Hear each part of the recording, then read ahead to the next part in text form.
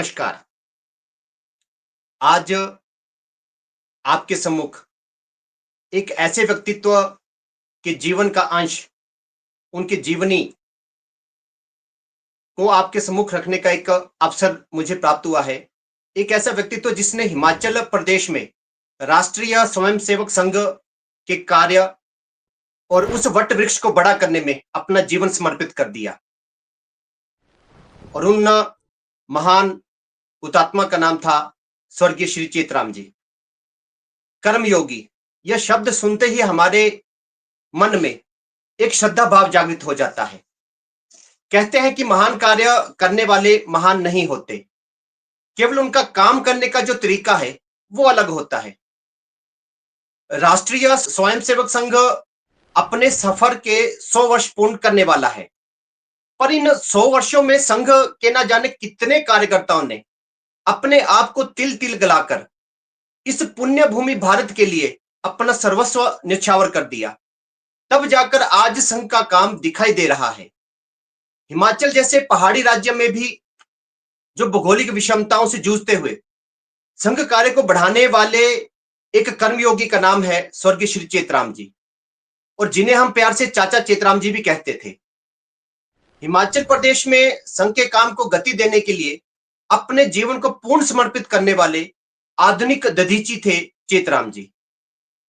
3 अगस्त 1948 को पंजाब के फाजिल्का जिला की अबोहर तहसील के गांव झंडावाला हनुमंता के एक किसान परिवार में आपका जन्म हुआ।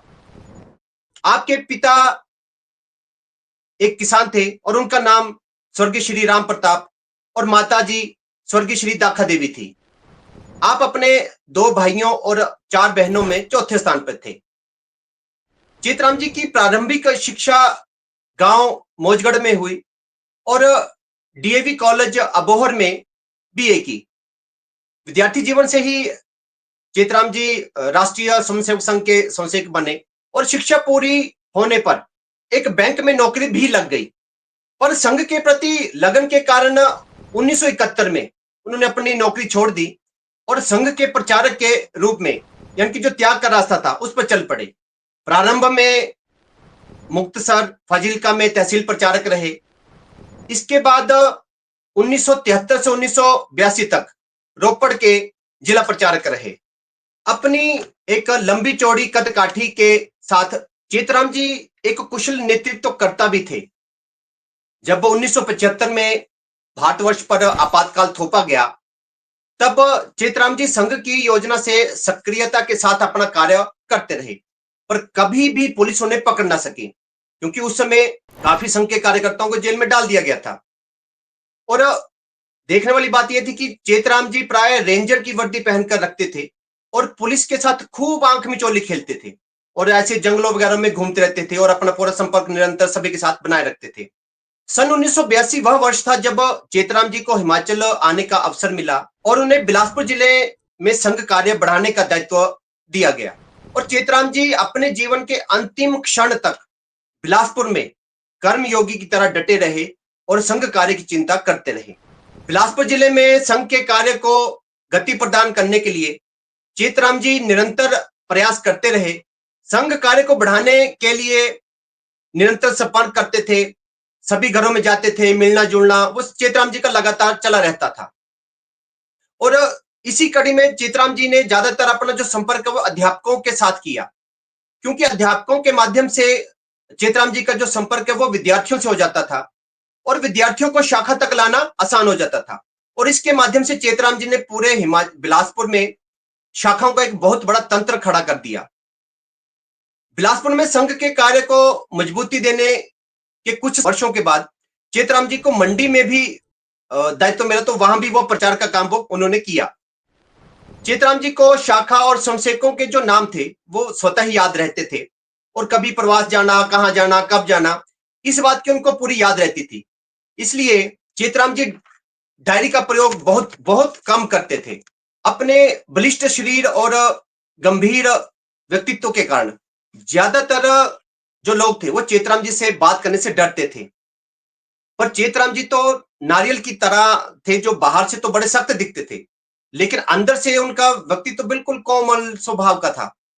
और उसके तो उसका मेरा अपना व्यक्तिगत अनुभव रहा है, क्योंकि चेतराम जी से बहुत ज्यादा डांट खाई है, लेकिन वो बाद में जब जिस प्रकार से प्यार देते थे, स्नेह देते थे, वो आज भी याद रहता है। और उनके जो कार्यकर्ता जितने भी संशयिक थे, तो उन सभी की देखरेख करना, उनके परिवारों की देखरेख करना, चेतराम जी बिल्कुल सही ढंग से सारा चीजें देखते थे। चेतराम जी निरंतर प्रवास करते थे, और बिलासपुर का ऐसा कोई गांव नहीं था जहां पर चेतराम जी ने प्रवास ना किया हो। 1980 में कुछ विकट परिस्थितियों के कारण चेतराम जी ने अपना प्रचारक जीवन था वो छोड़ दिया, लेकिन प्रचारक जीवन छोड़ने के उपरांत भी उन्होंने गृहस्थ जीवन नहीं अपनाया, क्योंकि संस्कार कुछ ऐसे थे। उन्होंने अपनी एक गौशाला खोली और एक कार्यकर्ता के साथ साझा रूप में एक ट्रक ट्रांसपोर्ट चलाई, परंतु संघ के प्रति उनका जो लगाव था उसके कारण वो फिर से संघ के कार्य में लगे, और चेतराम जी हिमाचल प्रदेश के प्रथम प्रांत कार्यवाह बने, और अपनी तन्मयता से ही वो संघ के कार्य में पूरा तन मन धन पूर्वक लगे। हिमाचल में संघ के कार्य को गति प्रदान करने के साथ साथ और ऐसे बहुत से अन्य क्षेत्र थे जहां पर उन्होंने बहुत अच्छी तरह से सारे काम को किया, और उनमें एक क्षेत्र था विद्या भारती का, यानी कि बिलासपुर में और हिमाचल प्रांत में विद्या भारती के काम को खड़ा करने का सबसे बड़ा श्रेय चेतराम जी को है। संघ के वरिष्ठ अधिकारियों ने जिस विश्वास के साथ चेतराम जी को हिमाचल शिक्षा समिति का कार्य सौंपा, वह आज हिमाचल में दिखाई भी देता है। चेतराम जी ने हिमाचल में और बिलासपुर में विद्या भारती के विस्तार के लिए एक बहुत बड़ा योगदान दिया और विद्यालयों का विस्तार किया। संघ के एक वरिष्ठ प्रचारक ठाकुर राम सिंह जी, उनके साथ चेतराम जी का बहुत ज्यादा घनिष्ठता थी। वे चेतराम जी पर बहुत ज्यादा विश्वास करते थे, और ठाकुर राम सिंह जी संघ के प्रारंभिक प्रचारकों में से एक थे। ठाकुर राम सिंह जी के पास इतिहास संकलन समिति का काम था, तो उन्होंने हिमाचल प्रांत में यह काम बढ़ाने के लिए चेतराम जी को उसकी जिम्मेवारी सौंपी। और इसके बाद ठाकुर जगदेव चंद स्मृति शोध संस्थान नेरी हमीरपुर, वहां की जो भी देखभाल थी, वहां पर जो काम था, उसकी सारी जिम्मेवारी ठाकुर राम सिंह जी ने चेतराम जी को दे दी। और चेतराम जी का जो अनुभव था वो बहुत ही ज्यादा व्यापक था, और इसी के साथ वे हर विषय हर काम के बारे में बहुत गहन चिंतन करते थे। कार्यकर्ताओं के स्वभाव व प्रवृत्ति को भी वे खूब पहचानते थे। इस कारण उन्हें सर्वत्र सभी क्षेत्र में अच्छी सफलता मिलती थी, और हिमाचल आने वाले सभी प्रांत प्रचारक भी चेतराम जी के परामर्श से ही सारे काम करते थे। चेतराम जी का संपर्क बहुत व्यापक था, क्योंकि वो निरंतर सभी के साथ जाते थे, मिलते थे, और लगातार प्रवास के कारण कार्यकर्ताओं से मिलने के कारण संघ के कार्यकर्ताओं में चेतराम जी के प्रति बहुत सम्मान था। और बिलासपुर में तो केंद्र होने के कारण चेतराम जी ज्यादातर जगहों पर पैदल ही प्रवास करते थे, क्योंकि उस समय जो यातायात के साधन थे वो सीमित थे, और सभी गांवों तक सड़कें भी नहीं होती थी। इसलिए चेतराम जी का एक स्वभाव था कि कहीं भी जाना तो वहां पर रात को रुकना, सभी परिवार से बातचीत करनी, बैठक करनी, और कार्यकर्ताओं से मिलना, ये उनका एक स्वभाव था। चेतराम जी का जो एक अनुभव था और उनकी जो दूरदर्शिता थी, वो भी एक बहुत अच्छे स्तर की थी। और हिमाचल प्रदेश में संघ कार्य को जो गति प्रदान की, उस योजना में चेतराम जी ने एक अल्पकालीन विस्तार की योजना तैयार की, और यह इतनी प्रभावशाली रही कि हिमाचल में जो अल्पकालीन विस्तार की योजना उन्होंने चलाई, अखिल भारतीय स्तर पर भी इस योजना को अपनाया गया।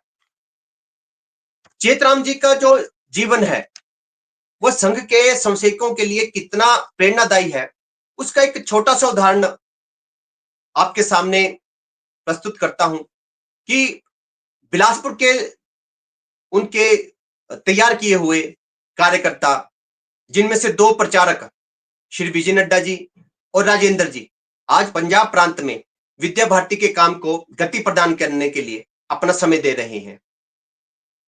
चेतराम जी संघ के कार्य के अतिरिक्त सामाजिक कामों में भी पूरी सहभागिता रखते थे। उसका एक छोटा सा किस्सा भी ध्यान में है कि बिलासपुर के साथ लगते ही एक बंदला गांव है। काफी उनके समय में, काफी समय पहले एक बार वहां पर एक मंदिर का निर्माण हुआ, तो वहां पर कुश्ती, मेला, ऐसे जो हमारी सांस्कृतिक विरासत है, उसके लिए वहां के गांव के जो अपने स्वयंसेवक परिवार थे, उन्होंने चेतराम जी को मुख्य अतिथि के रूप में आने के लिए निमंत्रण दिया। अब चेतराम जी का जो स्वभाव था वो कुछ अलग था। गांव में जो संघ के स्वयंसेवक थे, जिनमें रामलोक जी और उनके बेटे जो मेरे परम मित्र भी हैं, वो सभी उस तैयारियों में, उस मेले की तैयारी में, कुश्तियों की तैयारी में लगे हुए थे। पर चेतराम जी ने जब उस कार्यक्रम में आना था, तो उन्होंने वहां उस मुख्य अतिथि के रूप पर अपने आप न आकर महंत सूर्यनाथ जी को वहां मुख्य अतिथि बनाया और उनके साथ आए। और बंदला मंदिर में जो 36 किलोग्राम की एक घंटी महंत सूर्यनाथ जी और चेतराम जी, इन्होंने अपने हाथों से लगाई। और चेतराम जी की जो व्यवहारिकता थी वो भी बहुत अच्छी थी, क्योंकि उनका लगाव कार्यकर्ताओं के साथ बहुत अच्छा रहता था। तो उन्होंने चुपचाप से 1,000 रुपये निकाले, अपनी जेब से निकाले और रामलोक जी की जेब में डाल दिए। और ऐसे, क्योंकि उनके भी ध्यान में रहता था कि उस वक्त सीमित साधनों के बाद भी कार्यकर्ता किस प्रकार से मेहनत करके ऐसे मंदिर में और मेलों के आयोजन में जो खर्च होता है उसकी कैसे भरपाई करते हैं। तो वो उनके ध्यान में भी था कि उनको कैसे ठीक करना। तो उन्होंने उस राशि को वो उनकी जेब में डाला, क्योंकि सभी को एक सहयोग की अपेक्षा रहती है। चेतराम जी अपने कार्यकर्ताओं का मनोबल बढ़ाने से कभी पीछे नहीं हटते थे। और उनके क्योंकि चेतराम जी के साथ उनका हमारे जीवन पे भी बहुत प्रभाव रहा है। संघ के कार्य में हमने जो समय निकाला, क्योंकि 37 वर्ष मुझे भी संघ में कार्य करते हुए हो गए, तो ऐसे बहुत से ऐसे मर्मस्पर्शी ऐसे दृश्य ध्यान में आते हैं जब चेतराम जी का व्यक्तित्व हमारे सामने आता है। ऐसे ही एक वर्ग में मैं भी वहां व्यवस्था में लगा हुआ था। नालागढ़ में जब प्रथम वर्ष द्वितीय वर्ष एक बार लगा था 2001 में, चेतराम जी उस वर्ग में थे, मैं भी व्यवस्था में था। तो शाम को जैसे सायंकालीन जब होता है कि और दीप विसर्जन हो जाता है, तो ऐसे मेरी व्यवस्था थी कि सभी कमरों में जाकर लाइट वगैरह देखने की, बंद हुई नहीं हुई, तो ऐसे मैं सभी कमरों की व्यवस्था वगैरह देखकर जा रहा था। आते आते जो एक कमरे में कुछ दरियां पड़ी हुई थी और दरवाजा थोड़ा सा हल्का सा खुला था। तो जैसे ही मैं उस दरवाजे को बंद करने लगा, मुझे लगा कुछ कोई अंदर सोया हुआ है। तो मैंने जाकर देखा कि एक दरी, उस दरी का ही तकिया बनाया हुआ और उस पर चेतराम जी सोए हुए। और मैं देखकर इतना मन से श्रद्धा भाव से चुपचाप वहां से वापस आ गया। और जब उस बात को सोचा कि प्रांत कार्यवाह होने के उपरांत भी चेतराम जी चुपचाप वहां जाकर सो रहे हैं, तो एक चेतराम जी के प्रति जो श्रद्धा भाव है उसको हम कहीं भी ऐसे व्यक्त कर ही नहीं पाते। और चेतराम जी पर एक पुस्तक भी लिखी गई, जिसमें एक जगह लिखा गया था कि संघ अर्थात चेतराम जी। और यह बात अक्षरशः सत्य है। आज भी हिमाचल और विशेषकर बिलासपुर जिले में यदि संघ संबंधी कोई भी बात हो, चेतराम जी का नाम ना आए ऐसा असंभव है। उनके द्वारा तैयार किए गए कार्यकर्ता आज संघ और संघ के अनुशासनिक संगठनों के शीर्ष दायित्वों पर अपना निर्वहन कर रहे हैं। लगातार संघ कार्य में लगे रहने के कारण चेतराम जी अपने शरीर का ध्यान नहीं रखते थे। वे लगातार प्रवास में रहते थे, संपर्क में चले रहते थे और इसी भाग दौड़ और अस्त व्यस्तता में वे पार्किंसंस नामक रोग से शिकार हो गए। इससे उन्हें चलने में भी असुविधा होने लगी और उनकी याददाश्त भी कमजोर होने लगी, क्योंकि उनका लगातार स्वास्थ्य गिर रहा था। इसलिए उनके साथ एक गृहस्थ कार्यकर्ता राकेश जी को रखा गया। राकेश जी और उनकी श्रीमती जी ने चेतराम जी की भरपूर सेवा की। 4 वर्ष तक लगभग ऐसे ही सारा क्रम चलता रहा। पर फिर जब कष्ट बढ़ने लगा, तो चेतराम जी को स्थायी रूप से बिलासपुर कार्यालय में ही रहने की व्यवस्था कर दी गई और अंतिम क्षण तक चेतराम जी वहीं बिलासपुर रहे और स्वास्थ्य लाभ की दृष्टि से कुछ समय शिमला मेडिकल कॉलेज में भी चेतराम जी का इलाज चलता रहा।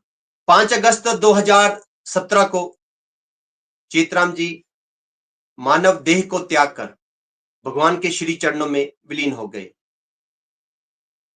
उनके परिजनों की इच्छानुसार उनका अंतिम संस्कार उनके पैतृक गांव झंडवाला हनुमंता में किया गया। चेतराम जी के जीवन पर बहुत बड़ी श्रृंखला बनाई जा सकती है। यह तो एक छोटी सी कड़ी है। हिमाचल प्रदेश के संघ के कार्यकर्ताओं और संघ से दूसरे क्षेत्रों में गए लोगों के लिए चेतराम जी आज भी प्रेरणा स्रोत हैं और हमेशा रहेंगे। ऐसे ध्येय साधक श्री चेतराम जी को हमारा कोटि कोटि नमन। जय श्री राम। यदि आप के पास भी चेतराम जी के जीवन से संबंधित ऐसे मर्म स्पर्शी कोई वृतांत हो तो हमें अवश्य बताइए।